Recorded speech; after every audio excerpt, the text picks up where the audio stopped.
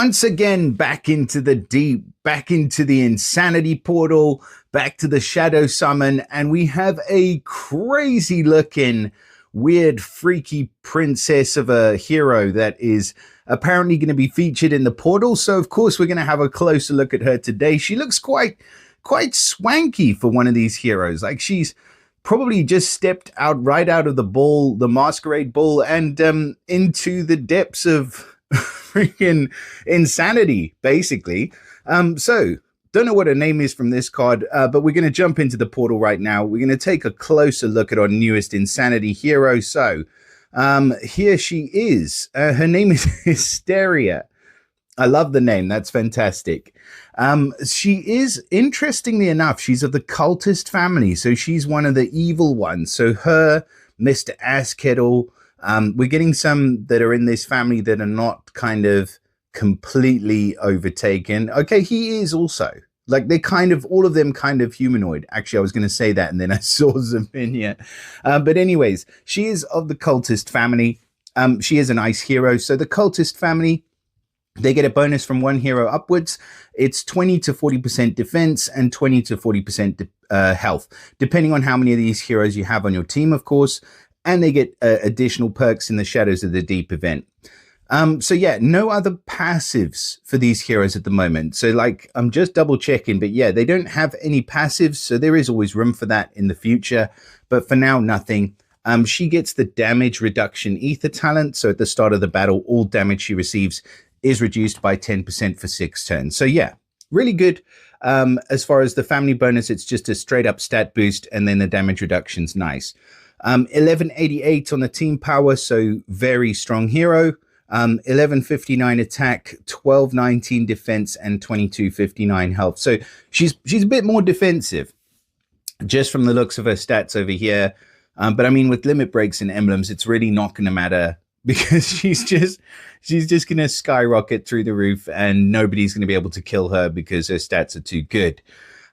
So her special skill, it's running at average speed, and it's called the Eye of Yog-Sothoth. Now, my history about, what is it now, the Call of Cthulhu or whatever it is absolutely terrible. But yeah, I'm assuming that thing that she's holding is called the Eye of Yog-Sothoth, and it's probably got some kind of significance in the storyline. But anyways, as far as the special's concerned, this is what happens. So at average speed, the caster's going to get Taunt that prevents enemies from using special skills on the caster's allies for 4 turns. That's a long taunt.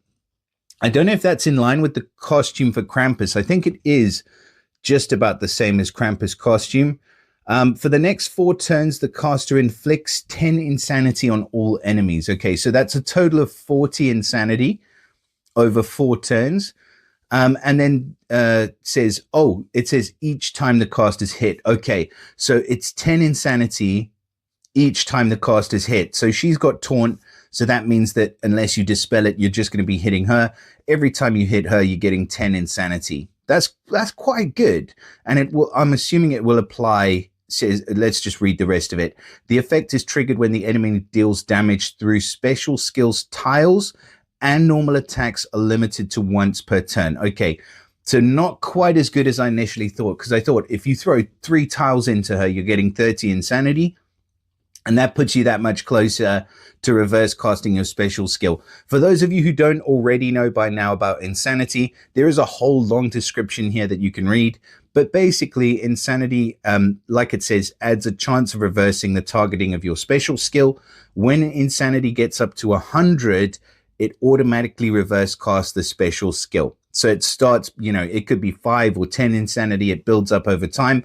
And when it gets to 100, you're guaranteed to reverse cast, but anytime before that, you could have a chance to reverse cast your special skill. So it's a very strong effect.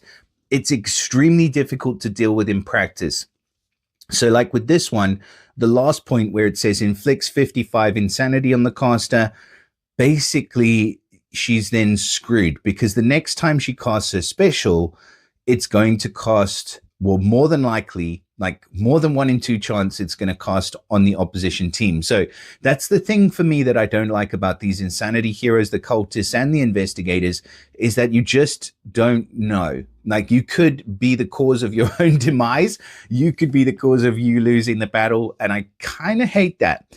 That being said, the more I look at this hero, I do kind of like the art on it. Like, it feels like they've made a little bit more effort with this one than some of the others.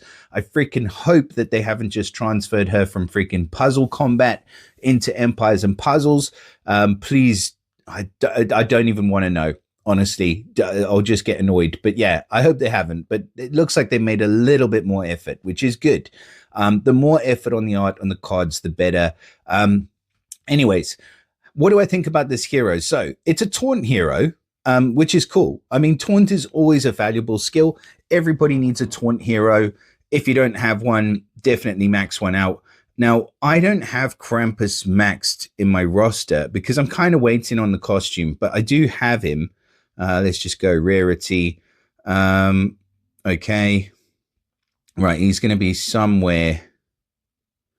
There he is. Right, so taunt-wise, he gets taunt for 3 turns, but I believe the costume is for 4 turns. So you could potentially have an average speed taunt hero. He's got really good skills in terms of the costume version. Like I said, I'm just waiting on the costume, but he also gives attack up and everything else. So it's kind of hard to beat him as an average speed taunt hero in ice. And with the costume, he'll have really good stats. So we're kind of comparing the two. So her taunt will last, let's say, the same time as the costume version for Krampus. I think it is 4 turns. I really am kicking myself now, but it could be. And then inflicts. So the infliction of insanity on enemies that hit the caster is great. Don't get me wrong. The only problem is that the taunt can be dispelled. So this is the kind of hero that you can pretty easily plan around. If you don't have a dispel ready to go, then just don't chuck tiles into this hero. If they're in the tank position, try and aim for the flanks and the wings, charge up your dispel hero, and then dispel the taunt, and you're all good. She doesn't actually inflict the insanity unless she gets hit. So the effect only triggers when the enemy deals damage through special skills. And then the tiles and normal attacks can only trigger once per turn. So even if you did need to chuck 3 tiles into her, you're still, she's still going to inflict all enemies with 10 insanity. And you can kind of deal with that because that's just a single heal. And then if your Dispeller's a healer as well, you've already dealt with it. And then you're going to have left her with 55 insanity on herself, which is just, it's really counterproductive. So I don't think that this is going to be a great hero. I think for attacking teams, yeah, 100%. I think you could use her really well. You can go up against teams that they don't really have that capability. You can control the battle really well. She doesn't really protect herself when she puts the taunt up, which is kind of a problem. She only gives herself the damage reduction ether talent, and then you get the family bonus, which increases defense and health. You want to focus on increasing her defense and HP as much as possible. I would go all shields with this one if you do get her. That's the way to go because she's going to be, you need her to be as tanky as possible. But that being said, she's not going to be an excellent part of your defensive lineup, but she will be an awesome attacking hero to use. So all of that said, I think as far as these heroes go, she's a solid A. I can't give her much more than that in terms of the insanity portal because there are too many counters to her. But I think she's going to be an awesome hero for you guys to play with if you do get her for your attack teams. And like I said, you definitely need a taunt hero. So let me know in the comments what you guys think. Let me know if you think Hysteria has got you hysterical, or if she's freaking just an insane pile of trash and you could definitely do without her.